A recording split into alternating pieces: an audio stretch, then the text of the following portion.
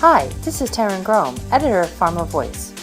We met with numerous inspirational thought leaders at this year's DIA annual conference as part of our Editors Take video series. I hope you enjoyed this discussion. In this episode, Taryn meets with Nicholas Kenny, PhD, Executive Vice President, Oncology and Hematology, INC Research. Dr. Kenny, welcome to Chicago and DIA 2017. Thank you, Taryn. It's great to be here. Appreciate you taking the time to do this. Well, it's wonderful to have you with us because we're going to talk to you about what are some of the most innovative trial designs you've seen recently been associated with. Sure. So, maybe preface that with, I can't think of a more exciting time to be involved in drug development, particularly what we do in oncology.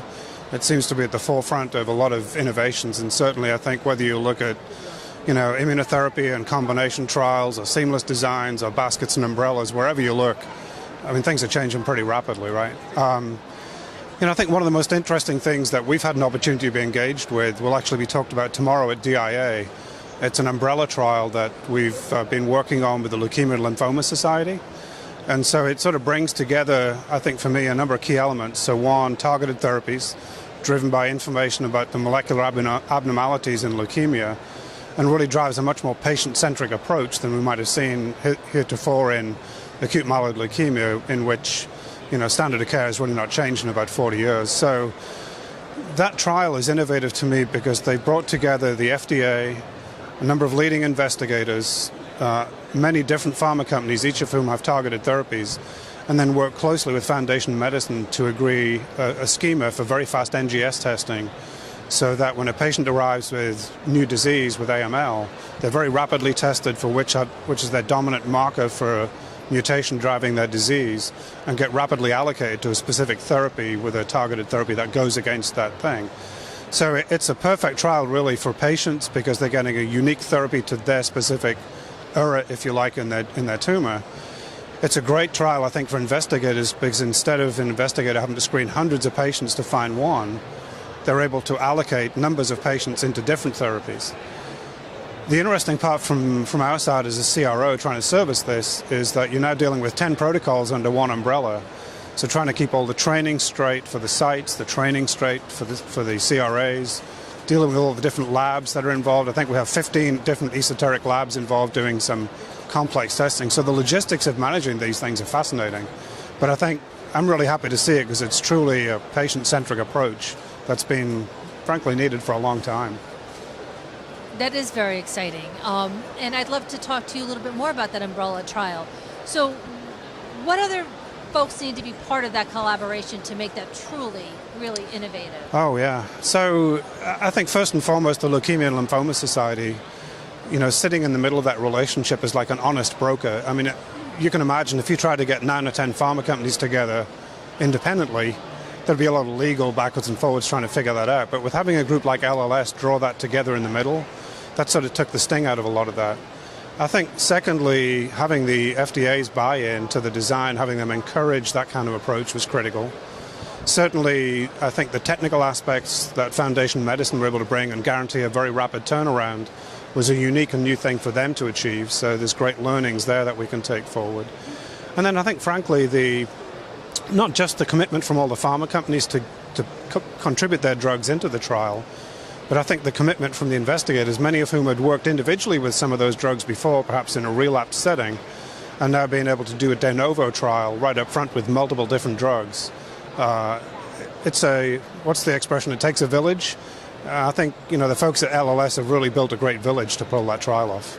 And of course, we had to be involved to help deliver the trial too. That's great. Let's switch tracks just a bit. So let's talk about oncology drug development.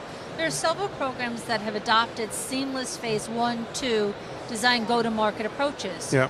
What's the impact of that to you, sites, and sponsors? I think that's a great question, Taryn, because if you look at Rick Padz's paper in the New England Journal, I think back end of 2015, so he talks very eloquently about the upsides of these seamless designs, but also the downsides if they're poorly designed and the agency wasn't consulted ahead of time. And I think that informs a lot. And I think there are about 40 active INDs that have a seamless 1-2 design in oncology. But I think that approach that Rick describes in that paper sort of informs you about what you need to watch out for. So first and foremost, you need to have a very clear and rational design for the trial. Why are you doing it? You can't just say, well, I'm doing it to speed things up.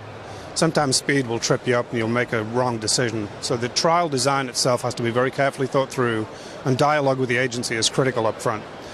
I think secondly, for us as a provider and from our customers, you need to set all the databases up to be submission ready.